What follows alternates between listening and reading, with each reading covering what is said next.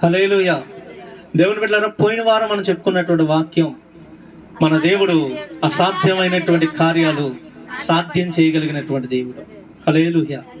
దేవుని బిడ్డలారా, దేవుడు నీ జీవితంలో అద్భుతాలు జరిగించడానికి పెద్ద పెద్ద వాటిని కోరుకునే దేవుడు కాదు. నీ శరీరంలో అనుకూలతను చూసి అన్ని బాగుంటే నిన్ను స్వస్థపరిచే దేవుడు కాదు. నీ కుటుంబం, నీ పరిస్థితులన్నీ బాగుంటేనే నీ జీవితంలో అద్భుతం చేసే దేవుడు కాదు. దేవుని బిడ్డలారా, ఏమున్నా ఏమి లేకపోయినా, పరిస్థితి ఎలాగున్నప్పటికీ నీవు నేను నమ్మిన దేవుడు సర్వశక్తి కలిగినటువంటి దేవుడు. హల్లెలూయా.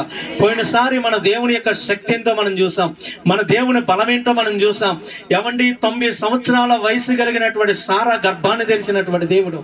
ఏమండి, ముసలి వయసులో ఆ శరీరంలో మార్పులు కలిగినప్పటికీ, గర్భం ఉడికిపోయినప్పటికీ, పిల్లలు పుట్టేటటువంటి అవకాశం లేకపోయినప్పటికీ ఆమె గర్భాన్ని తెలిసి నేను సర్వశక్తి కలిగినటువంటి దేవుడిని అని చాటి చెప్పినటువంటి దేవుడు. ప్రభుకు స్తోత్రం చెప్దామా? హల్లెలూయా. దేవుని బిడ్డలారా, వర్షమే గాని, గాలే గాని, నీరే గాని లేకపోయినా తన ప్రజలు త్రాగడానికి ఏమండి వారి దగ్గరికి నీళ్లను తీసుకొచ్చిన దేవుడు. హల్లెలూయా. ఇది యెహోవాకు అల్పమే అన్నాడు ఆయన. స్తోత్రం చెప్దామా? దేవునికి ఏంటంటే అది అల్పమైన పని, అతి స్వల్పమైనది, చిన్నదే. మనుషులకు పెద్ద పెద్ద కార్యాలు దేవుని దృష్టిలో చాలా చిన్నవి. ప్రభు స్తోత్రం చెప్దామా? హల్లెలూయా.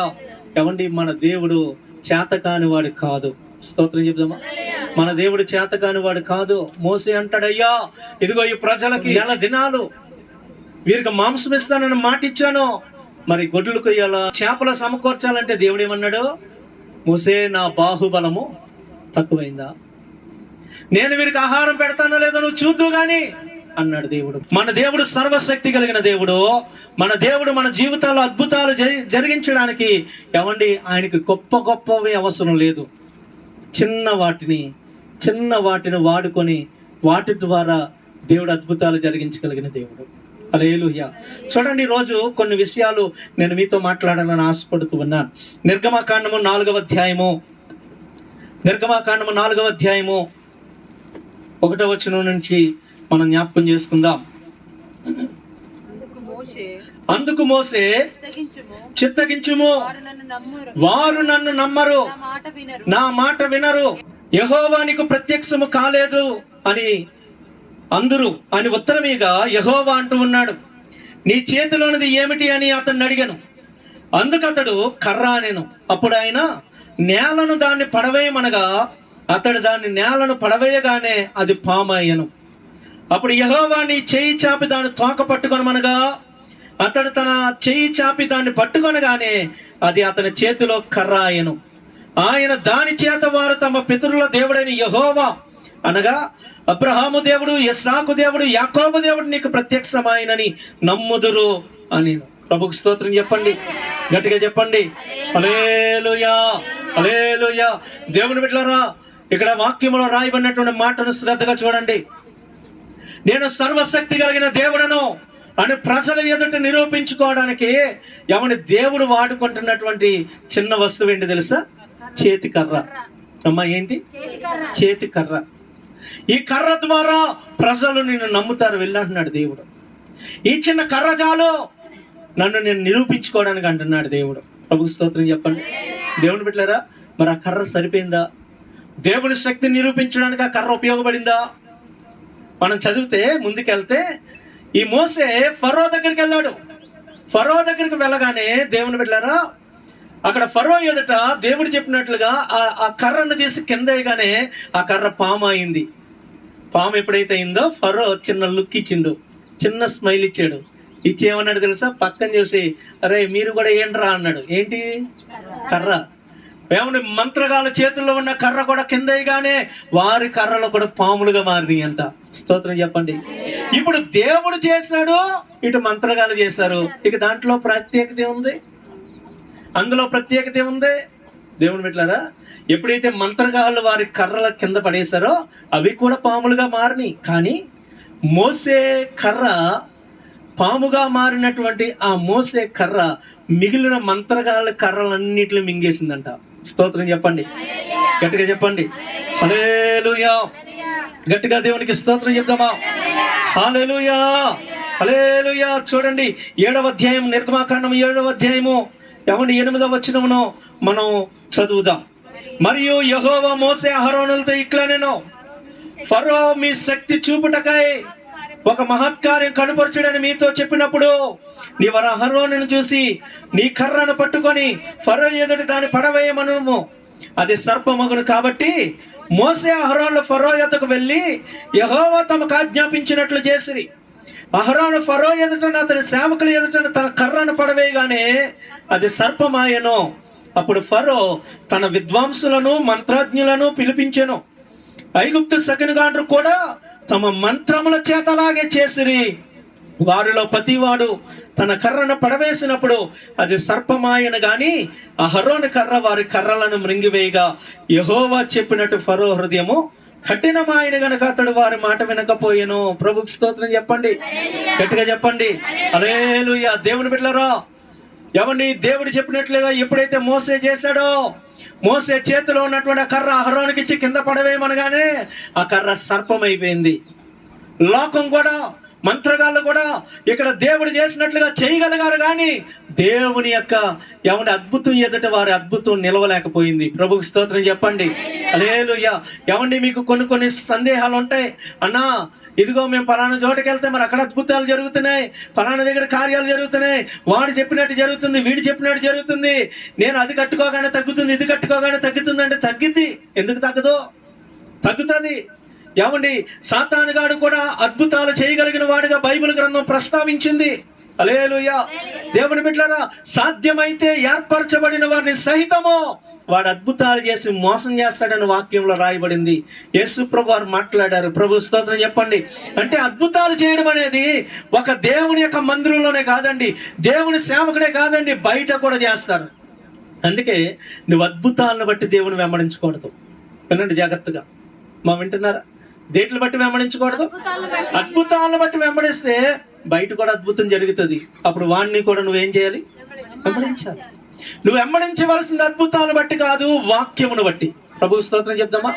దేవుని యొక్క వాక్యమును బట్టి నువ్వు దేవుని వెంబడించాలా, ప్రభు కార్యాలను బట్టి నువ్వు దేవుని వెంబడించాలా. అయితే బయట జరిగే అద్భుతం కొంతకాలమే ఉంటుంది, బయట చేసేటటువంటి అద్భుతం కొంతకాలమే నిలుస్తుంది. ఇదిగో దేవుడు జరిగించినటువంటి యొక్క అద్భుతం కింద పడవేయబడినటువంటి మంత్రగాళ్ళ కర్రలను ఈ పాము మింగేసిందంట. స్తోత్రం చెప్పండి. అంటే అర్థం ఏంటి? వారు చేసినటువంటి అద్భుతం దేవుడు జరిగించినటువంటి దాని ముందు నిలవలేకపోయింది, నిలబడలేకపోయింది. హల్లెలూయా. ప్రభుకు స్తోత్రం చెప్దామండి. తర్వాత మరొక అద్భుతం దేవుడు చేయిస్తాడు. ఇదిగో ఆ ఏట్లో ఉన్న నీళ్ళని కర్రతో ముట్టగానే ఏట్లో నీళ్ళన్నీ రక్తంగా మారిపోయినాయి. హల్లెలూయా. ఇప్పుడు ఫరో గారు తన మంత్రగాలను పిలిస్తే వాళ్ళు కూడా ఏం చేశారండి? కొన్ని నీళ్ళు తెచ్చి కింద కానీ అది రక్తమైంది. హల్లెలూయా. దేవుని బిడ్డలారా, కానీ రక్తంగా మారిన నీళ్లు మళ్ళా నీళ్ళ కింద మార్చలేకపోయారు వాళ్ళు. స్తోత్రం చెప్పండి. నీళ్ళను రక్తంగా మార్చగలిగారు కానీ రక్తాన్ని నీళ్ళ కింద మార్చలేకపోయారు. అది చేయడం ఒక దేవుడి వల్లే జరిగింది. ప్రభుకు స్తోత్రం చెప్దామా? హల్లెలూయా. బయట ఉన్నటువంటి వారు నీ జీవితంలో జరిగిన కార్యాలు చెప్పగలరు కానీ భవిష్యత్తు చెప్పలేరు, నీ భవిష్యత్తును మార్చలేరు. ప్రభు స్తోత్రం చెప్పండి. నీళ్లను రక్తంగా మార్చగలిగారు కానీ రక్తమును నీళ్ళగా మార్చలేకపోయారండి. ఈరోజు నువ్వు బయట వారితో ఒకవేళ నువ్వు దేవుని కంపేర్ చేసి చూస్తే కనుక బయట వాళ్ళు ప్రభువు చేసిన అద్భుతాలు చేయగలరు, లేదా అలాంటి కార్యాలు వాటిని పోలినటువంటి వాటిని జరిగించగలరు కానీ వాటిని మరలా తిరిగి యథావిధిగా మార్చగలిగినటువంటి శక్తి వారికి లేదు. నీ జీవితంలో అది జరగబోతుంది, ఇది జరుగుతుంది, ఇది జరిగింది, అది జరిగిందని వారు చెప్పగలరేమో కానీ దాన్ని మార్చగలిగిన శక్తి వారికి లేదు. మన ప్రభువు మార్చగలిగిన దేవుడు. స్తోత్రం చెప్పండి. పరిస్థితులను మార్చివేసే దేవుడు. ఆమేన్ చెప్పండి. హల్లెలూయా. ఆయనకు నీళ్లను రక్తంగా మార్చడం తెలుసు, రక్తమును నీళ్ళగా మార్చడం కూడా మాట్లాడలేదండి. హల్లెలూయా. మరి ఇక్కడ ఫరో దగ్గర ఉన్న మంత్రజ్ఞులకు కానీ విద్వాంసులకు కానీ శకునగాండ్రులకు కానీ రక్తాన్ని నీళ్ళగా మార్చగలిగారా? మాట్లాడలేదు, మార్చలేకపోయారు. హల్లెలూయా. ఈరోజు దేవుని బిడ్డలారా, దేవుడు తన శక్తిని నీ జీవితంలో కనపరచడానికి చిన్న చిన్న విషయాలు దేవుడు వాడుకుంటున్నాడు. ఇశ్రాయేలు ఎదుట, ఫరో ఎదుట తన శక్తిని చూపడానికి ఒక చిన్న చేతికర్రను వాడుకున్నాడు. నీ జీవితంలో కూడా ఏమండి నీ ప్రవర్తనను, నీ యొక్క విధేయతను, నీ ప్రార్థనను, నువ్వు చేసే చిన్న ప్రార్థనను, నువ్వు లోబడే ఆ చిన్న గుణాన్ని బట్టి దేవుడు నీ జీవితంలో అద్భుతం చేయగలడు. ప్రభు స్తోత్రం చెప్పండి. హల్లెలూయా. దేవుని బిడ్డలారా, అదే కర్రతో ఏమంటే ఆ కర్రతో ఓన్లీ పామునే చేయగలడా? నీళ్ళను రక్తంగానే మార్చగలడా? అంతేనా దేవుని బలం? అంతేనా అంటే ఒకసారి చూడండి, నిర్గమాకాండం 14వ అధ్యాయం. నిర్గమాకాండము 14వ అధ్యాయము 15వ వచనం. అంతలో యెహోవా మోషేతో, నీవేళ నాకు మొర్రపెట్టుచున్నావు, సాగిపోవుడని ఇశ్రాయేలుతో చెప్పుము. నీవు నీ కర్రను ఎత్తి ఆ సముద్రం వైపు నీ చెయ్యి చాపి దాని పాయలుగా చేయము. అప్పుడు ఇశ్రాయేలీలు సముద్రము మధ్యను ఆరిన నేల మీద నడిచిపోదురు. ప్రభుకు స్తోత్రం చెప్పండి. హల్లెలూయా. ఎవరిని ఈ కర్ర పాముగా మారడం మాత్రమే కాదు, ఈ కర్ర ఏటిలో నీళ్లను రక్తంగా మార్చడమే కాదు, ఇదే కర్ర ఎర్ర సముద్రాన్ని 2 పాయలుగా చీల్చింది. దేవుడి చేతిలో నువ్వు పడితే నువ్వు ఎంత అల్పమైన దానివన్నా, స్వల్పమైన దానివన్నా నిన్ను బలమైనటువంటి వ్యక్తిగా మార్చగలిగిన దేవుడు. ప్రభుకు స్తోత్రం చెప్పండి. హల్లెలూయా. ఏమండి అర్థం ఉందా? మనం కర్ర దేనికి ఉపయోగిస్తాం? పాముని కొడటానికి, లేదా ఊతకి, లేకపోతే కుక్కను కొడటానికి ఉపయోగిస్తాం. దేవుడు దేనికి ఉపయోగించాడు?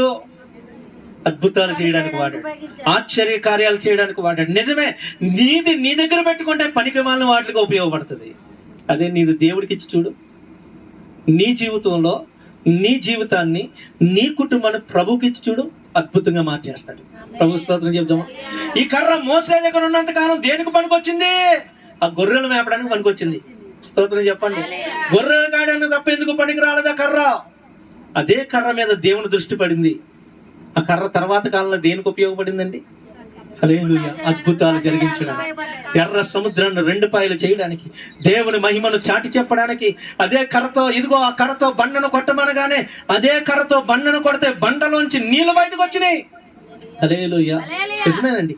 నీ జీవితం దేవుని యొక్క కనుదృష్టిలో ఉన్నప్పుడు, నీ బ్రతుకు దేవుని యొక్క దృష్టిలో పడినప్పుడు, నీ కుటుంబాన్ని దేవుని చేతులకు నువ్వు అప్పగించినప్పుడు, స్వల్పమైన అల్పమైనటువంటి దానితోనే అద్భుతాలు చేయగలిగినటువంటి దేవుడు. ప్రభువు స్తోత్రం చెప్పండి. హల్లెలూయా. హల్లెలూయా. ఏమంటే పనికిరాని వాటిని చేసినటువంటి అదే వ్యక్తితో ప్రయోజనకరమైన కార్యాలు జరిగించగలిగిన దేవుడు, ఆశ్చర్యకరమైన కార్యాలు చేయగలిగినటువంటి దేవుడు మన దేవుడు. ప్రభువు స్తోత్రం చెప్తామా. హల్లెలూయా. దేవుడు తన మహిమ కొరకు అల్పమైన వాటిని ఉపయోగించుకుంటూ ఉన్నాడు, స్వల్పమైన వాటిని, ఎందుకు పనికిరాని వాటిని ఉపయోగించుకుంటూ ఉన్నాడు. ప్రభువు స్తోత్రం చెప్దామా. హల్లెలూయా. దేవుని బిడ్డలారా, బైబిల్ గ్రంథంలో సంసోను అని ఒక ఆయన ఉన్నాడు. ఎవరండి? సంసోను. హల్లెలూయా. ఈ సంసోను ఎవరి వాక్యంలో మనం గనక చూడగలిగితే, ఒకరోజు ఈ యొక్క సంసోనును ఫిలిస్తీన్లు పట్టుకోవాలని ప్లాన్ వేశారు, ఆలోచన చేశారు. అప్పుడు ఫిలిస్తీన్ల యొక్క రాజ్యం నడుస్తూ ఉంది, ఫిలిస్తీన్ల పరిపాలన నడుస్తూ ఉంది. కానీ ఈ సంసోన్ని జయించడం వారి వల్ల కావట్లేదు. అలాంటి సమయంలో ఏమండి, ఈ యొక్క ఫిలిస్తీన్లు అందరూ కలిసి ఇశ్రాయేలీయుల దగ్గరికి వెళ్ళి, నువ్వు సంసోన్ని అప్పగిస్తావా, అప్పగించవా? అప్పగించకపోతే మీ ప్రాంతాలు తగలబెడతాం, ఎక్కడున్నాడో చెప్పకపోతే, అతని జాడి చెప్పకపోతే మీ పట్టణాలు తగలబెడతాం అన్నప్పుడు వారు సంసోను ఎక్కడున్నారో ఫిలిస్తీన్లతో చెప్పారు. ఏమండి, న్యాయాధిపతుల గ్రంథంలో దేవుని బిడ్డలారా 14వ అధ్యాయంలో రాయబడి ఉంటుంది. న్యాయాధిపతుల గ్రంథము 14వ అధ్యాయము 14వ వచనం నుండి దేవుని బిడ్డలారా 19వ వచనం వరకు ఆ మాటలు ఎంతో చక్కగా రాయబడి ఉంటాయి. ప్రభుకు స్తోత్రం చెప్దామా. హల్లెలూయా. హల్లెలూయా. దేవుని బిడ్డలారా, ఏమండి, ఎప్పుడైతే 15వ అధ్యాయం, న్యాయాధిపతుల గ్రంథము 15వ అధ్యాయము 14వ వచనం నుండి 19వ వచనం వరకు చాలా అద్భుతమైనటువంటి మాటలు ఇక్కడ రాయబడి ఉంటాయి. అతడు లేహికి వచ్చే వరకు ఫిలిస్తీన్లు అతను ఎదుర్కొని కేకలు వేయగా, యెహోవా ఆత్మ అతని మీదకు బలముగా వచ్చినందున అతని చేతులకు కట్టబడిన త్రాళ్ళు అగ్ని చేత కాల్చబడిన జనుప నారవలే ఆయను, సంఖ్యలను అతని చేతుల నుండి విడిపోయాను. అప్పుడు అతడు గాడిద యొక్క పచ్చి దవడ ఎముకను కనుగొని చెయ్యి చాచి పట్టుకొని దాని చేత 1000 మంది మనుషులను చంపాడు. ప్రభు స్తోత్రం చెప్పండి. అమ్మా వింటున్నారా? సంసోనికి ఆయుధంగా ఏం దొరికింది? గాడిద దవడ ఎముక. హల్లెలూయా. స్తోత్రం చెప్పండి. ఏమండి, కుళ్ళిపోయి ఈగలు పట్టి పురుగులు పట్టి ఓ పక్కన పడిపోయి ఉంది. అది ఆ దారి గుండా వెళ్తామంటే అందరు ముక్కు మూసుకుంటూ ఉన్నారు. ఎండిన ఎముక అని ఇక్కడ రాయవల్ల పచ్చి గాడిద దవడ ఎముక. అంటే అది ఇంకా పూర్తిగా దాని చర్మం, దాని శరీరం పూర్తిగా మట్టిలో కలవలేదు, ఇంకా పచ్చిగానే ఉంది. ఆ దారి గుండా ఎవడైనా ముక్కు మూసుకున్నాడు దాని చూసి అసహ్యమేస్తా ఉంది. ఎవడు ఆ దారి గుండా వెళ్ళలేకపోతున్నాడు, దాని దగ్గరికి వెళ్ళి చూడటానికి కూడా ఎవడు సాహసించలేకపోతూ ఉన్నాడు. అదే గాడిద ద్రవణ ఎముక ఆత్మతో నింపబడినటువంటి సంసోను చేతికి ఎప్పుడైతే వచ్చిందో ఒక ఆయుధంగా మార్చబడింది. హల్లెలూయా. ఒక ఆయుధంగా మారిపోయింది. అదే ఆయుధాన్ని ఉపయోగించుకొని 1000 మందిని కొట్టి చంపాడంట. స్తోత్రం చెప్పండి, గట్టిగా చెప్పండి. ఎవ్వడికి పనికిరానిది, అందరూ అసహించుకున్నది, ఆత్మీయమైనటువంటి ఆత్మతో నింపబడిన వ్యక్తి చేతుల్లో పడగానే ఆయుధం అయిపోయింది. దేవునికి స్తోత్రం. హల్లెలూయా. బలవంతుని చేతిలో పడగానే ఆయుధంగా మారిపోయింది. శత్రువులను జయించగలిగినటువంటి ఆయుధంగా మారిపోయింది. దేవునికి స్తోత్రం చెప్దామా. నిన్ను కాపాడడానికి, నిన్ను రక్షించడానికి దేవుడికి పచ్చి గాడిద దవడ ఎముక సరిపోయింది. ప్రభుకి స్తోత్రం చెప్పండి. కత్తులు అవసరం లేదు దేవుడికి, కటార్లు అవసరం లేదు. దేవుని బిడ్డలారా, ఏదో గొప్ప గొప్ప అవసరం లేదు నిన్ను రక్షించడానికే. హల్లెలూయా. చిన్న గాడిద ఎముక 1000 మందిని చంపగలిగినటువంటి శక్తితో నింపబడింది. దేవునికి స్తోత్రం చెప్దామా. అందుకనండి మన దేవుడికి నీ జీవితంలో చిన్నదే ఏముంది? నీ జీవితంలో దేవునికి అనుకూలమైనది ఏముంది? దేవుడు ఇష్టపడగలిగింది ఏముంది నీ జీవితంలో? ఒకసారి చూడు. విధేయత ఉందా? దేవుని మాటకి లోబడుతున్నావా? లోబడే గుణం ఉందా? దేవుని బిడ్డలారా, ప్రార్థిస్తున్నావా? కనీసం కాసేపు అయినా ఆ ప్రార్థించే చిన్న లక్షణమైన నీ జీవితంలో ఉందా? హల్లెలూయా. బైబిల్ గ్రంథంలో ఏమండి ఇస్మాయిలు అనే ఆయన ఉన్నాడు. హల్లెలూయా. హాగరుకు పుట్టినటువంటి ఇస్మాయిలు ఉన్నాడు. ఆ ఇస్మాయిలును పట్టుకొని ఏమండి హాగరు అరణ్యంలో పడిపోతా ఉంది. 21వ అధ్యాయం 17వ వచనం మనం కనుక చదివితే ఆదికాండంలో ఏమండి ఈ పిల్లవాడి చావు నేను చూడలేనుకొని ఒక మూలన పడేసి తోత కింద పడేసి దూరంగా పోయి ఏడుస్తూ ఉంది. ఆ ఇస్మాయిలు బాలుడు చిన్న ప్రార్థన చేశాడంట. అమ్మా ఎవరు? ఇస్మాయిలు మొర్ర పెట్టాడంట. పరలోకం నుంచి దేవదూత వచ్చింది. ప్రభు స్తోత్రం చెప్పండి. చచ్చిపోతున్నాంరా, ఇక మా వల్ల కాదు, ఈ దప్పికి తట్టుకోలేము, పరిస్థితి మార్చుకోలేమని తల్లి డిసైడ్ అయిపోయి కొడుకుని అక్కడ పాడేసి దూరంగా పోయి ఏడుస్తుందండి. దేవుని బిడ్డలారా, ఆ పరిస్థితి మార్చడానికి గొప్ప దైవజనుడు ప్రార్థన దేవుడు కోరలేదు అక్కడ. అమ్మ వింటున్నారా? ఏ దైవజనుడు వచ్చి ప్రార్థన చేశాడు అక్కడ? గొప్ప దైవజనుడు ఎవరన్నా వచ్చారా? మాట్లాడలేదండి. అబ్రహాం గారు వచ్చి ప్రార్థన చేశారా? హల్లెలూయా. లేదండి, లేదు. మనం గొప్ప గొప్ప వాటిని కోరతాం, మనం గొప్ప గొప్ప వాటి కొరకు ఆశపడతాం. మనం దేవుడికి స్వల్పమైన అల్పమైన ఆయనకు అసాధ్యమైంది ఏది ఉంది? ఆయనకు అసాధ్యమైంది ఏంటి? హల్లెలూయా. నీ బలాన్ని బట్టి దేవుడు మేలు చేస్తే ఇంకా దేవుడు ఎందుకు అవుతాడు? నీ బలహీనతల్లో కూడా ఆయన మేలు చేయగలిగిన దేవుడు. నీ బలహీనతలను కూడా బలంగా మార్చగలిగినటువంటి దేవుడు. హల్లెలూయా. ఆ చిన్న వాడిని మొర్రను విన్నాడు, పరలోకం నుంచి దేవదూత వచ్చిందంతే. హల్లెలూయా. వారి పక్కనే ఏమండి ఒక నీటి ఓటను పుట్టించి ఆ కుటుంబాన్ని రక్షించాడు. నీ దేవుడు నిన్ను నీ కుటుంబాన్ని రక్షించడానికి మరి నీలో ఏదో ఉండాలి కదండి. ఇదిగో మనం చదువుకున్నటువంటి మోసే దగ్గర, నత్తివాడైన మోసేకి ఒక చేతికర్ర ఉంది చేతిలో. హల్లెలూయా. ఆ కర్రను ఉపయోగించుకొని దేవుడు అద్భుతం చేశాడు. స్తోత్రం చెప్పండి. సంసోను దగ్గర దేవుని బిడ్డలారా ఒక చిన్న గాడిద ఎముక, దవడ ఎముక దొరికింది. ఆ కర్రను ఆయుధంగా మార్చి 1000 మంది ఫిలిస్తీన్లను చంపి సంసోను రక్షించాడు. ఇస్మాయిలు దగ్గర ఒక బాలుడే, చిన్న పిల్లోడే ప్రార్థించే గుణం ఉంది. ఆ గుణం కుటుంబాన్ని రక్షించింది. మరి ఈరోజు నీ దగ్గర ప్రభు నేను రక్షించాలంటే, దేవుడు నేను బ్రతికించాలంటే మరి నీ దగ్గర ఏముంది? నీ దగ్గర ఎలాంటి గుణం ఉంది? స్తోత్రం చెప్పండి. నీ దగ్గర ఎలాంటి లక్షణం ఉంది? హల్లెలూయా. గట్టిగా స్తోత్రం చెప్దామండి. హల్లెలూయా, హల్లెలూయా. దేవుని బిడ్డలారా, బైబిల్లో న్యాయాధిపతుల గ్రంథము 7వ అధ్యాయము 16 నుంచి 20 వచనాలు మనం గనక చదవగలిగితే అక్కడ ఏమండి గిద్యోను అనే ఒక వ్యక్తి మనకు కనబడతాడు. అమ్మ ఎవరు? చెప్పండి. గిద్యోను అనే వ్యక్తి మనకు కనబడతాడు. ఈ గిద్యోను ఒక పిరికి వాడిగా మనకు బైబిల్ పరిచయం చేసింది. ఇదే 7వ అధ్యాయము 12వ వచనాన్ని మనం గనక చదవగలిగితే దేవుని బిడ్డలారా చూడండి. న్యాయాధిపతుల గ్రంథము 6వ అధ్యాయం చూడండి. న్యాయాధిపతుల గ్రంథము 6వ అధ్యాయము 11-12 వచనాలు మనం చదువుదాం. యెహోవా దూత వచ్చి అబీయజ్రీయుడైన యోవాసునకు కలిగిన వఫ్రాలోని మస్తకి వృక్షం క్రింద కూర్చుండెను. యోవాసు కుమారుడైన గిద్యోను మిద్యానీయులకు మరుగై ఉండినట్లు, మరుగంటే చాటుగా, దొంగతనంగా, ఏమండి కనబడకుండా ఉండునట్లు గానుగ చాటున గోధుమలను దుల్లగొట్టుచుండగా యెహోవా దూత అతను కనబడి, పరాక్రమము గల బలాఢ్యుడా, యెహోవా నీకు తోడై ఉన్నాడని అతనితో స్తోత్రం చెప్పండి. అమ్మా, ఈయనేమో వాళ్ళకి భయపడి దాక్కుని పనులు చేసుకుంటే దేవుని దూత ఏమని పిలుస్తుంది? పరాక్రమం గల బలాఢ్యుడా అంటుంది. మనుషులు నీలో ఉన్న బలహీనతలు చూడొచ్చేమో, దేవుడు నీలో ఉన్న బలాన్ని చూసి పిలిచే దేవుడు. స్తోత్రం చెప్పండి, గట్టిగా చెప్పండి హల్లెలూయా. దేవుని బిడ్డలారా, ఇది మనకు చదివితే ఇతడు బలాఢ్యుడా, గొప్ప ధైర్యవంతుడా, పిరికోడా? చెప్పండి. పిరికివాడు. వాళ్ళ కనబడకూడదని చాటుగా పనులు, రహస్యంగా పనులు జరిగిస్తున్నాడు. వాళ్ళ కనబడితే ఎత్తుకుపోతారేమోనని భయముతో గానుగు చాటుకెళ్ళి గోధుమలు తొలగొట్టుకుంటూ ఉన్నాడు. హల్లెలూయా. దేవుని బిడ్డలారా, మరి ఇలాంటి పిరికోల్లో దేవుడు ఏం చూశాడు? ఒక బలం కలిగిన యోధుని చూశాడు. స్తోత్రం చెప్పండి. బలం కలిగినటువంటి యోధుని చూశాడు. ప్రభుకి స్తోత్రం చెప్పండి. హల్లెలూయా. నిజమేనండి, నీ జీవితంలో ప్రజలు నీ బలహీనతలు చూసి నిన్ను దూరం పెట్టచ్చు. నీ కుటుంబ పరిస్థితులను బట్టి నిన్ను దూరంగా పెట్టచ్చు. నీలో ఉన్న లోపాలు చూసి నిన్ను ఏమండి చులకనగా తీసి పడేసినట్టు మాట్లాడచ్చు. నీ దేవుడు నీలో బలాన్ని చూసే దేవుడు, నీ భవిష్యత్తుని చూసే దేవుడు, నీ భవిష్యత్తుని చూసి నేను పిలిచే దేవుడు. ప్రభుకి స్తోత్రం చెప్పండి. అసలు పిల్లలే లేని అబ్రాహాముకు దేవుడు ఏమని పేరు పెట్టాడండి? అబ్రహాము, అనేక జనములకు తండ్రి అని పేరు పెట్టాడు. ఏమండి, ప్రజలందరూ పిల్లలు లేని అబ్రహామును చూశాడు, దేవుడు మాత్రం పిల్లలు కలిగిన ఇసక రేణువులంత సంతానం కలిగిన అబ్రహామును చూశాడు. స్తోత్రం చెప్పండి. ఈరోజు నీ జీవితంలో ఏదైతే లేదనుకున్నావో అది వాస్తవం కాదు. దేవుడు నీ భవిష్యత్తును చూస్తాడు, ఉన్నతంగా చూస్తున్నాడు. ఉన్నతంగా చూసి నీతో మాట్లాడుతున్నావు. నువ్వు నమ్ము.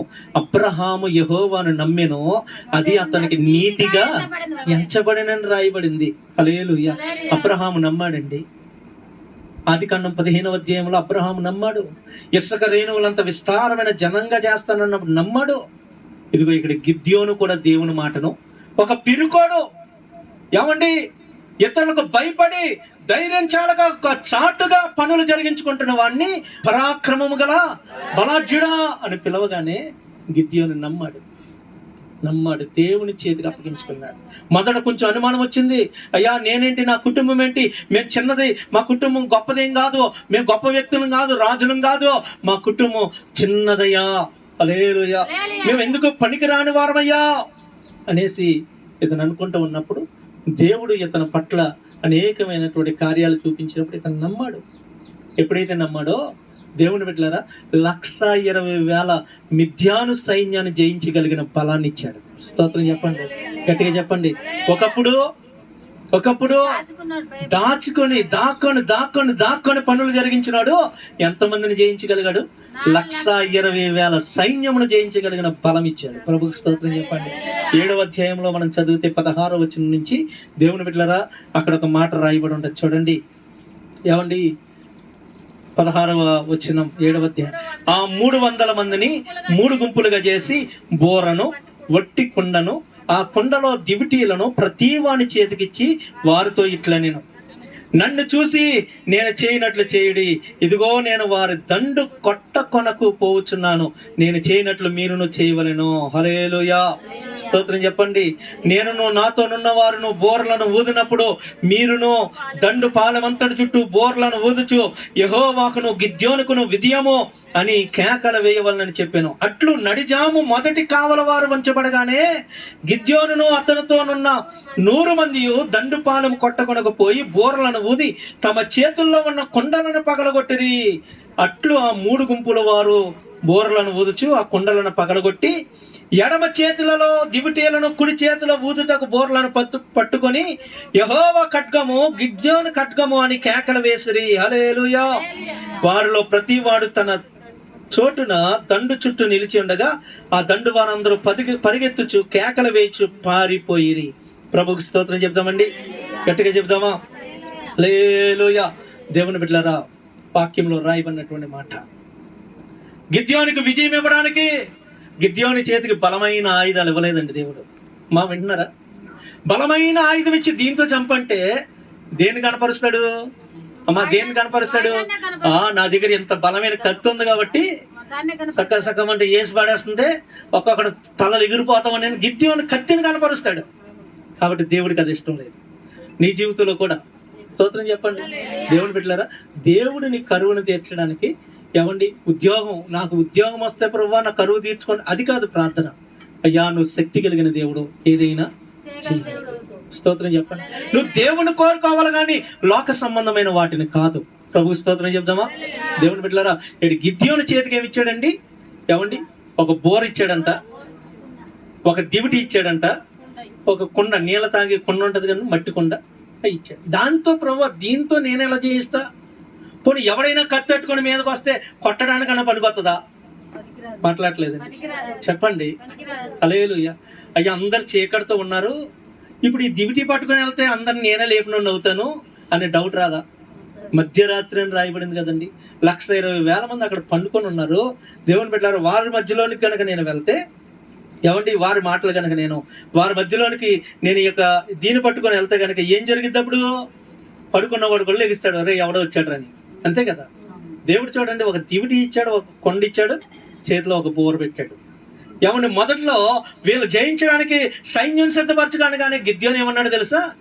ఇశ్రాయేలీలందరితో చెప్తే ఏమండి 30,000 మంది అక్కడ కూడి వచ్చారు. ప్రభుకు స్తోత్రం చెప్పండి, గట్టిగా చెప్పండి హల్లెలూయా. ఇక్కడ రాయబడింది 7వ అధ్యాయంలో ఒకసారి చూడండి. 7వ అధ్యాయంలో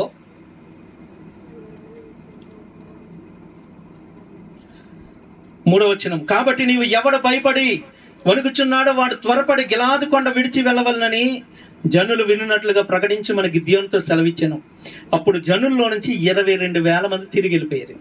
మా ఏంటి అరే భయపడిన వాళ్ళ యుద్ధానికి రావద్దురా వెళ్ళిపోండి రాని కానీ ఎంతమంది వెళ్ళిపోయారంట? 22,000 మంది వెనక్కి వెళ్ళిపోయారంట. తర్వాత ఎవరిని ఇంకొక 10,000 మంది మిగిలారు. అంటే మొత్తం సైన్యం ఎంతమంది వచ్చారు? 32,000 మంది. 1,20,000 మందిని చంపడానికి వస్తే దేవుడు అన్నాడు నీతో ఉన్న సైన్యం ఎక్కువ అన్నాడు. 2వ వచనం, యెహోవా అన్నాడు నీతో ఉన్న జనులు ఎక్కువ మంది, నేను వారి చేతికి మిద్యానీయులను అప్పగింప తగదు. నేను వారి చేతికి మిద్యానీయులను అప్పగింపదగదు. ఇశ్రాయేలీలు నా బాహుబలము నాకు రక్షణ కలగజేసిన అనుకుని నా మీద అతిశయపడుదురేమో. ప్రభుకు స్తోత్రం చెప్పండి, గట్టిగా చెప్పండి. ఒకవేళ నేను ఈ 32,000 మందికి నేను గనక ఈ సైన్యాన్ని అప్పగిస్తే ఇశ్రాయేలీలు ఏమని చెప్తారు? మేము ఇంతమంది వెళ్ళాం కాబట్టి వాళ్ళు మాకు లొంగారు, వాళ్ళు ఓడిపోయారు మా చేతులని ఇశ్రాయేలీలు చెప్పుకుంటారు. అది నాకు ఇష్టం లేదు. కాబట్టి నీతో ఉన్న సైన్యంలో ఎవడ భయపడుతున్నాడో వాడిని నిలిపోమను అనగానే 22,000 మంది వెనక్కి వెళ్ళిపోయారంట. స్తోత్రం చెప్పండి. 10,000 మంది మిగిలారు. మరలా దేవుడు అంటున్నాడు, ఏమంటున్నాడు తెలుసా? 10,000 మంది కూడా ఎక్కువ అంటున్నాడు. ఇదిగో వీళ్ళు నీళ్లలోనికి దిగజేయి. వారు ఎవడైతే కుక్క గతికినట్టుగా నీళ్లను గతికి నోటికి అందించుకొని తాగుతాడో వాడే కావాలన్నాడు. ప్రభు స్తోత్రం చెప్పండి. నీళ్లలో మోకాల మీద కృంగిపోయి ఉన్నాడు, నాకు వద్దన్నాడు దేవుడు. ప్రభు స్తోత్రం హల్లెలూయా. గట్టిగా దేవునికి స్తోత్రం చెప్తామా? ఇక్కడ లేరా? ఉన్నారా? ఇక్కడ ఉన్నారా? నిద్రపోన్నారా? మరి దేవుని స్తోత్రం చెప్పండి. ఎవరు చెప్పట్లేదండి? నీ చేతులకి నోటికి పని చెప్పండి. చేతులు పైకి ఎత్తండి, 2 చేతులు ఎత్తండి. అబ్బాయి మీరు ఎత్తలా 2 చేతులు బారుగా సగం ఎస్ఆర్ అన్నట్టు కాదు. ఏమండి గట్టిగా చేతులు బారుగా పైకి ఎత్తండి, గట్టిగా చెప్పండి హల్లెలూయా హల్లెలూయా. దేవుని బిడ్డలారా, మరలా 10,000 మందిలో పోటీ పెడితే 10,000 మందిలో ఫిల్టర్ చేస్తే 300 మంది మిగిలారు. అమ్మా ఎంతమంది? 300 మంది. దేవుడు అంటున్నాడు ఈ 300 మంది చాలు నాకు. ఎంతమందిని జయించడానికి? 1,20,000 మందిని జయించడానికి ఎంతమంది చాలు అంటున్నాడు? 300 మంది చాలు అంటున్నాడు. ఏంటండి దేవుని స్ట్రాటజీ? ఏంటండి అసలు దేవుడి బలం ఏంటండి? ఊహించగలవా? స్తోత్రం చెప్పండి హల్లెలూయా హల్లెలూయా. దేవుని బిడ్డలారా, అయితే 300 మందికి ఇప్పుడు దేవుడు ఒక ప్రణాళిక ఇస్తున్నాడు, ఒక ప్లాన్ ఇస్తున్నాడు. వినండి, ఉన్నది 300 మందివే అని భయపడుతున్నటువంటి సమయంలో దేవుడు ఒక ప్లాన్ ఇచ్చాడు. ఇదిగో ఒక కొండ తీసుకో, ఒక దివిటి తీసుకో, ఒక బోర తీసుకో అన్నాడు. ఇంకా గిద్యోని అనుకున్నాడు, అరే 300 మంది ఉన్నాం కాబట్టి దేవుడు అయితే పెద్ద పెద్ద ఆయుధాలు ఇస్తాడు మన చేతికి, ఒక ఏటికి 10-15 తలలు ఎగిరిపోయేంత కత్తులు ఇస్తాడు అనుకున్నాడేమో. మరి దేవుడు ఏమిచ్చాడండి? కొండ జాగ్రత్తగా కింద పెట్టకపోతే ఏమవుద్ది? అట్లట్లేదు, కొంచెం గట్టిగా పెడితే పగిలిపోయి కొండ ఇచ్చాడు. ఏమండి, పోనీ దొంగచాటుగా లేదు, పడుకున్నాడు, పీకలు కోద్దాం అంటే దివిటి పట్టుకోమన్నాడు. స్తోత్రం చెప్పండి, హల్లెలూయా. ఏమండి, పొరపాటున ఎవడైనా బోర్ వస్తే లేవలేనోడు కూడా లెగుతాడు. అలాంటి సమయంలో బోర్ ఇచ్చాడు చేతికి. ఈ 3 పట్టుకొని వెళ్ళండి, ఇవే మీకు యుద్ధ ఆయుధాలు అన్నాడు దేవుడు. ఎవరికి అర్థం కావట్లేదు. హల్లెలూయా. దేవుడు చెప్పాడు, ఏమని చెప్పాడు తెలుసా? మీ ముగ్గురు మళ్ళా ఈ 300 మంది కలిసి ఉండడానికి వీల్లేదు, 300 మంది విడిపోండి అన్నాడు. హల్లెలూయా, స్తోత్రం చెప్పండి. 300 మంది ఏమయ్యారమ్మ? ఇప్పుడు 3 గుంపులు అయిపోయారు. ఇదిగో ఇటొక గుంపు, ఈ స్టాండ్ ఎలా ఉందో అట్లా మొత్తం చుట్టూ మధ్యలోనేమో ఏమండి 1,20,000 మందిని పెట్టి 3 వైపులకి 3 గుంపులు వెళ్ళారు. వెళ్ళగానే దేవుడు అన్నాడు, అరే మీ దివిటి వెలిగించి కుండలో పెట్టండి. ఎక్కడ?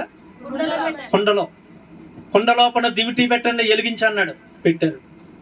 ఒక చేత్తో బోర పట్టుకొని అన్నాడు, పట్టుకున్నారు. హల్లెలూయా. దేవుడు అన్నాడు, నేను చెప్పినప్పుడు మీరందరూ ఒకేసారి బోర్లోదల, ఒకేసారి కొండలు పగలగొట్టాలన్నప్పుడు దేవుని బిడ్డలారా, దేవుడు చెప్పగానే ఈ బోర తీసుకొని కొండను పగలగొట్టగానే ఒక్కసారితో లైటింగ్ మొత్తం 3 వైపుల నుంచి లైట్లు బయటకు వచ్చినాయి. స్తోత్రం చెప్పండి. ఏమండి, బాగా హీట్ ఎక్కిన కొండ పగిలితే సౌండ్ ఎలాగొస్తుంది? సాలిడ్గా వస్తుంది కదా. స్తోత్రం చెప్పండి, హల్లెలూయా. ఏమండి, సౌండ్ గట్టిగా వచ్చింది. రాగానే నిద్దట్లో ఉన్నవాడు తులుక్కుబడి బయటికి చూడగానే ఒక్కసారితో లైటింగ్ వచ్చింది. 300 మంది ఒకేసారి బోర్లు పట్టుకొని ఊరితే ఎలాగుంటది? అట్లా అండి, నిద్దట్లో ఉన్నవాడికి ఎలా ఉంటుంది చెప్పండి? ఏమన్నా ఒక్కసారితో వామ్మో ఎటు పారిపోతారన్నా చుట్టూ దివిటీలు కనబడుతున్నాయి. హల్లెలూయా. అమ్మ వింటున్నారా?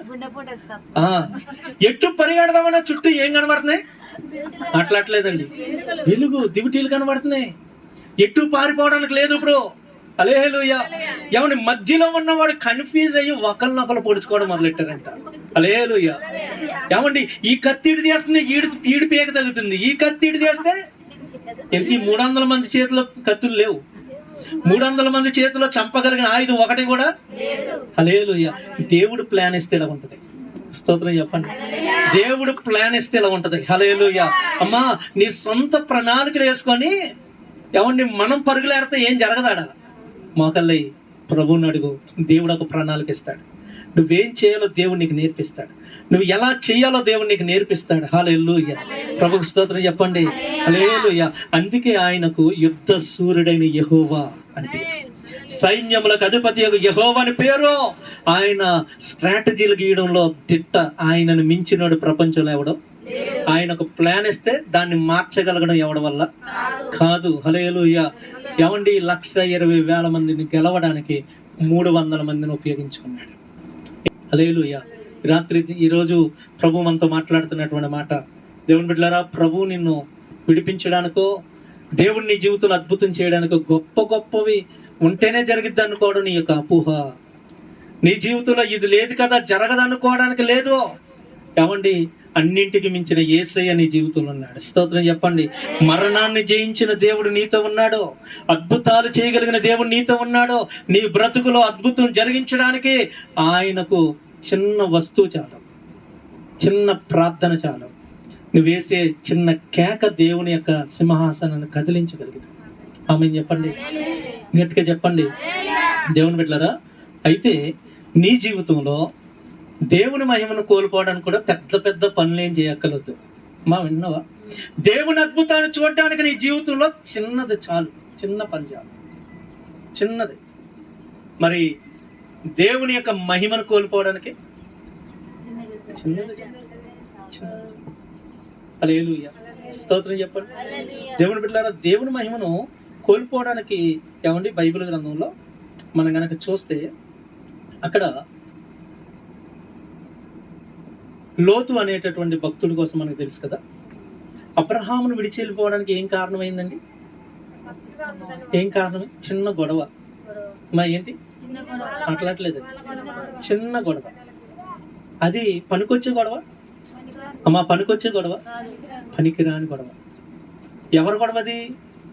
ఇద్దరు పనులు గొడవ దేనికి దూరం చేసింది లోతుని? ప్రార్థనా పరుడైన అబ్రహాముకు దూరం చేసింది. హల్లెలూయా. చిన్న గొడవ ప్రార్థనా పరుడైన దేవుని చిత్తంలో నడుస్తున్న అబ్రహాముకు దూరం చేసింది. మరి అబ్రహామును వదిలి వెళ్ళిపోయిన తర్వాత లోతు ఏం బాగుపడ్డాడు? అట్లట్లేదండి. తనకు మార్గం చూపించేవాడిని కోల్పోయాడు. ఏమండి, తన కుటుంబం నాశనానికి గల కారణం ఏంటో తెలుసా?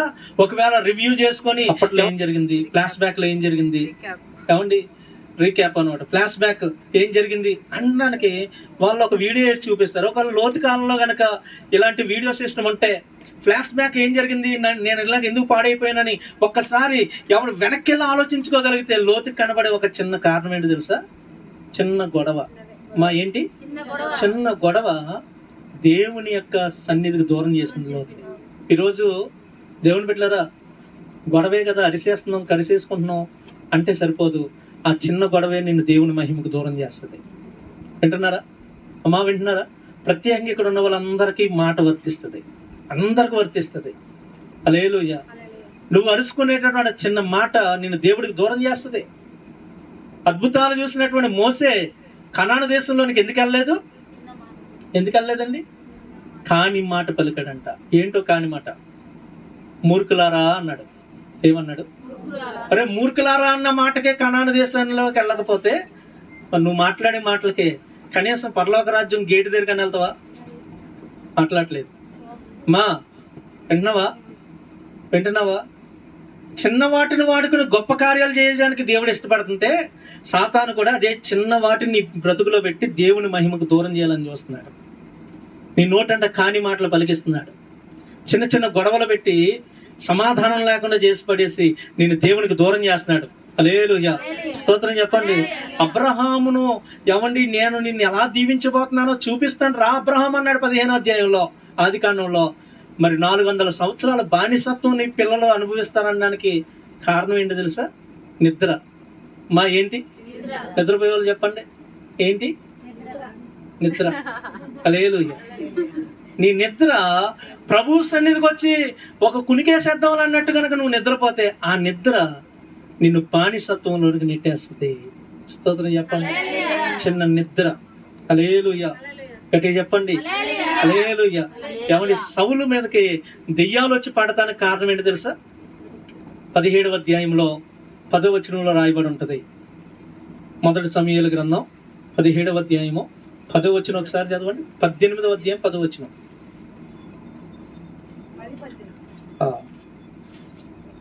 మొదటి సమూయేలు గ్రంథము 18వ అధ్యాయము. మరునాడు దేవుని యొద్ద నుంచి దురాత్మ సౌలు మీదకి ఎలా వచ్చిందంట? బలంగా వచ్చిందంట. హల్లెలూయా. ఆ బలం దానికి ఎక్కడి నుంచి వచ్చింది? దేవుడి నుంచి వచ్చిందా? జాగ్రత్తగా రండి. సౌలు మీదకి దురాత్మ బలంగా వచ్చిందంట. బలహీనంగా రాలా, బలంగా వచ్చిందని రాయబడింది. దానికి ఆ బలం ఎక్కడి నుంచి వచ్చిందో తెలుసా? సౌలు గారు ఇచ్చారు. ఎవరిచ్చారమ్మా? ఎలాగిచ్చాడు? పైన రాయబడింది 9వ వచనంలో. కాబట్టి నాట నుండి సౌలు దావీదు మీద విషపు చూపు. స్తోత్రం చెప్పండి. ఎప్పుడైతే విషపు చూపు చూట మొదలెట్టాడో ఏమొచ్చింది? మరునాడు నెక్స్ట్ డే వెంటనే తర్వాత రోజు వెంటనే బలం పొందుకున్న దెయ్యం తిరిగి దావీదు మీదకి వచ్చింది. అంతకుముందు ఏమండి ఇక్కడ బలంగా వచ్చిందని ఎందుకు రాయబడిందో తెలుసా? దైవజనుడు ప్రార్థనకి దెయ్యం బలహీనం అయిపోయింది. ఈ యొక్క దావీదు గారు గిటారు పట్టుకొని ప్రార్థన చేసి దాన్ని గద్దించి దాని బలాన్ని వెరగొట్టి ఎవరు అంతకుముందు 16వ అధ్యాయంలో దాన్ని వెళ్ళగొట్టాడు, దురాత్మను వెళ్ళగొట్టాడు. అది బలహీనమైంది. ఇప్పుడు మళ్ళా దానికి బలమే నుంచి వచ్చింది? ఈ సౌలు చేసిన బుద్ధి మాలినటువంటి పని, పనికి మాలిన పని, చిన్న పని. ఏంటో పని? తోటివారి మీద విషపు చూపు. హల్లెలూయా. స్తోత్రం చెప్పండి. ఏంటి, ఎందుకు వచ్చింది ఆ విషపు చూపు? ఎందుకు వచ్చిందండి? ఎదుటి వాళ్ళని కొంచెం పొగిడితే తట్టుకోలేరు, మాట్లాడలేదు. అమ్మా, నన్ను పొగడపోయినా పర్లా, ఆమెను మాత్రం పొగడొద్దు. స్తోత్రం చెప్పండి. హల్లెలూయా. అబ్బే నా సొంత మాటలు కాదండో, రాయబడి ఒకసారి చదువుదాం. మనం ఒకసారి చదువుతాం. 6వ వచనం. దావీదు ఫిలిస్తీని హతము చేసి తిరిగి వచ్చినప్పుడు స్త్రీలు ఇశ్రాయేలు ఊళ్ళన్నింటిలో నుండి తంబురలతోనూ సంభ్రములతోనూ వాద్యములతోనూ పాడుచు నాట్యమాడుచు రాజైన సౌలుని ఎదుర్కొనటకే వచ్చిరి. ఆ స్త్రీలు గాన ప్రతిగానములు చేయుచు వాయించుచు సౌలు 1000 కొలదియు దావీదు 10,000 కొలదియు అని హతము చేసిరని ఈ మాటలు ఆ మాటలు సౌలుకు ఇంపుగా అనిపించలేదంట. ఇంపుగా అంటే వినసంపుగా, ఇష్టంగా అనిపించలేదంట. అతడు బహుకోపం తెచ్చుకొని ఏమన్నాడు తెలుసా? వారు దావీదుకేమో 10,000 కొలదని నాకేమో 1000 కొలదని స్తుతులు పాడిరే. దావీదు రాజ్యం తప్ప ఏం తీసుకోగలడు అనుకొనెను. కాబట్టి నాటి నుండి సౌలు దావీదు మీద విశ్రపు చూపు నిలిపాను. స్తోత్రం చెప్పండి. అమ్మా, విశ్రపు చూపు ఎందుకు వచ్చిందమ్మా? ఎందుకు వచ్చింది? ఈయన పొగడలేదని కాదు, ఆయన పొగిడారండి. స్తోత్రం చెప్పండి. రెండోది, పొగిడారు, నాకన్నా ఎక్కువ పొగిడారు. హల్లెలూయా. దేవుని బిడ్డలారా, ఒకసారి జగ్గీపేటలో ఒక మీటింగ్ జరుగుతుంటే పైకి పాస్టర్ గారు ఇన్వైట్ చేస్తారు కదండి, సేవకులు ఇన్వైట్ చేస్తారు కదా. అట్లా సేవకులు ఇన్వైట్ చేస్తూ ఉన్నారు. బిషప్ పలానా పాస్టర్ గారు వస్తారు, రెవరెండ్ పలానా పాస్టర్ గారు వస్తారని పక్కన బిరుదులు పెట్టి అనౌన్స్మెంట్ చేస్తూ ఉన్నారు. ఒక ఆయన్ని రెవరెండ్ పలానా పాస్టర్ గారు వస్తారంటే రావట్లేదు ఆయన. ఎందుకంటే కింద ఏమండి, మిమ్మల్ని నేను రెవరెండ్ కదండి, రైట్ రెవరెండ్. ఏంటి రెవరెండ్ కాదు, రైట్ రెవరెండ్. అది చెప్పమనండి, అప్పుడు వస్తానంటున్నాడు పైకి. హల్లెలూయా. స్తోత్రం చెప్పండి. ఏం కోరుకుంటున్నాడు ఈయన? హల్లెలూయా. పొగడ్తలో నన్ను ఇంకా హైలైట్ చేయాలి, గణపరచాల. బిడ్డ, నీ జీవితంలో దురాత్మకు బలం ఎక్కడి నుంచి వస్తుంది తెలుసా? ఇదిగో ఈ ఆశ. ఏమండి, నన్ను ఎందుకు పొగట్టలేదు, నన్ను ఎందుకు అంటలేదు, ఆమెను ఎందుకు పొగుడుతున్నారు, నాకన్నా ఎక్కువ ఆమె కోసం ఎందుకు గొప్పలు చెప్తున్నారు? హల్లెలూయా. లేదు, ఈ బుద్ధి మనలో ఉంటే ఏమండి, ఎదుటోడిని మనం ప్రేమించలేము. సౌలు దావీదును ప్రేమించలేకపోయింది దేనివల్ల తెలుసా? ఈ చిన్న కారణం బట్టి. ఈ కారణం దురాత్మకు తన జీవితంలో బలం వచ్చేలా చేసింది. స్తోత్రం చెప్పండి, గట్టిగా చెప్పండి. హల్లెలూయా. మా చిన్న విసపు చూపు, చిన్న పొగడత ఏం చేసింది? దావీదు జీవితంలో ఏమండి సౌలు వ్యతిరేకంగా మారిపోవడానికి కారణమైంది. సౌలు విసపు చూపు చూడడానికి కారణం. హల్లెలూయా. దేవుని బిడ్డలారా, వాక్యం చెప్తుంది, మన జీవితంలో దేవుడు అద్భుతం చేయడానికి చిన్న గుణం చాలు, చిన్న ప్రార్థన చాలు, చిన్న సమర్పణ చాలు. హల్లెలూయా. హల్లెలూయా. ఏమండి, అననీయ సప్పీరాలు చచ్చిపోవడానికి కారణం ఏంటి తెలుసా? అమ్మా, ఏంటి కారణం? అననీయ చచ్చిపోవడానికి అబద్ధం కారణం. సప్పీరా చచ్చిపోవడానికి కారణం ఏంటి తెలుసా? ఆలస్యంగా రావడం కారణం. స్తోత్రం చెప్పండి. మాట్లాడలేదు, మాట్లాడండి. ఎంతమంది ఒప్పుకుంటారు దీనికి? ఎంతమంది ఒప్పుకుంటారు? ఏమండి, ఒప్పుకోరా? అయితే చూద్దాం బైబిల్ నుంచి. చూడండి, అపోస్తలుల కార్యాలు 5వ అధ్యాయంలో మొదట అననీయ వచ్చాడంట. అమ్మ, మొదట ఎవరు వచ్చారు? అననీయ వచ్చాడు. అననీయ, నీ భూమిని ఎంతకే అమ్మవా అన్నాడు. అంటే అననీయ ఏమన్నాడు? అవునయ్యా, ఎంతకే అమ్మా అన్నాడు. అరే పనికిమాలినాడా, పరిశుద్ధాత్మను మోసం చేయడానికి ఎందుకురా నువ్వు ఇట్లా పూనుకున్నావు అని దైవజనుడు వాడిని తిట్టగానే అననీయ కింద పడి ప్రాణం కోల్పోయాడు. అప్పుడు సప్పీరా ఉందా? మాట్లాడలేదు. అంటే ప్రార్థన అప్పుడు జరుగుతుందా, జరగట్లేదా? ప్రార్థన జరుగుతుంది. అననీయ ముందు వచ్చాడు, వెనకాల పనులు చక్క పెట్టుకుని సప్పీరమ్మ 3 గంటల తర్వాత వచ్చిందంట. అక్కడ ఉంటది, అక్కడ చూడండి, పారాగ్రాఫ్ స్టార్ట్ చేయండి. ఇంచుమించు 3 గంటలకి. అంటే అమ్మా, మన ప్రార్థన ఎన్ని గంటలు జరిగిద్ది? 3 గంటలు. అంటే ఈమె ఎప్పుడు వచ్చింది? ఆశీర్వాద ప్రార్థనకు వచ్చింది ఈమె. ఎందుకు? మనం ఈరోజు డబ్బులు ఇచ్చినాం అయ్యగారికి. ఏమిచ్చాం చెప్పండి? భూమి అమ్మి డబ్బులు పంపించిన మా ఆయనతో అయ్యగారు నన్ను ఏమంటానికి? స్తోత్రం చెప్పండి.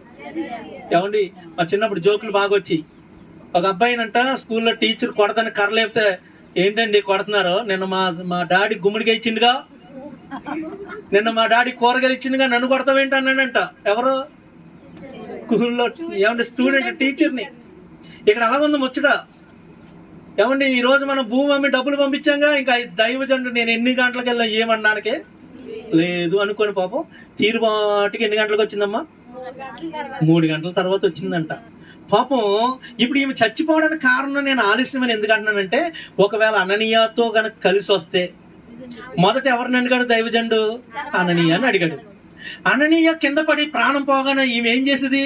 గబగబా వెళ్ళి కాలు మీద పడిపోయి, అయ్యా మమ్మల్ని క్షమించయ్యా, నేను తప్పు చేశానయ్యా, లేదయ్యా ఎక్కువగా అమ్మమ్మయ్యా అనేసి చెప్పుకోవడానికి అవకాశం దొరికింది ఎప్పుడు? టయానికి వస్తే. అక్కడ ఏం జరిగిందో తెలియదు, ఏమైందో తెలియదు, ఏం చెప్పాడో తెలియదు. ఎప్పుడో వస్తావు, కూర్చుంటావు, వెళ్ళిపోతావు. దీనివల్ల ఎంత నష్టమో తెలుసా? ఒక ఆమె ప్రాణమే పోగొట్టుకుంది. సమయానికి రాక ఒక ఆమె ప్రాణం కోల్పోయిందండి బైబిల్లో. హల్లెలూయా. చిన్నదే కదా, ఒక 10 నిమిషాల కదా ఆలస్యం అనుకోవద్దు.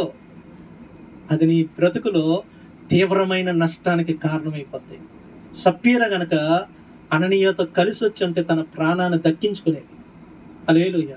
అవునా కదా అమ్మా? ఇప్పుడు చెప్తారా? సప్పీర చచ్చిపోవడానికి కారణం ఏంటంటావు?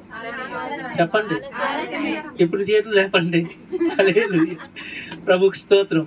కాబట్టి మన జీవితంలో చిన్నదే ఉన్నతమైన కార్యాలు జరిగిస్తుంది. మన జీవితంలో చిన్నదే ఆ నిర్లక్ష్యం నీ జీవితాన్ని అతలాకుతలం చేస్తుంది. సాతానికి నీ జీవితంలో బలంగా చోటు ఇవ్వడానికి ఎన్నిసార్లు దైవజనుడు ప్రార్థన చేసినా పోయిన దయ్యం తిరిగి వస్తుందంటే అర్థం ఏంటంటే నువ్వు దానికి బలం ఇస్తున్నావు, నువ్వు దానికి అవకాశం ఇస్తున్నావు, అది వస్తుంది. హల్లెలూయా. అట్లా ఉండద్దు దేవుని బిడ్డలారా. మన జీవితంలో ప్రభువుకు అవకాశం ఇద్దాం, మనం కాపాడుకుందాం. అట్టి కృప దేవుడు దయచేయను గాక.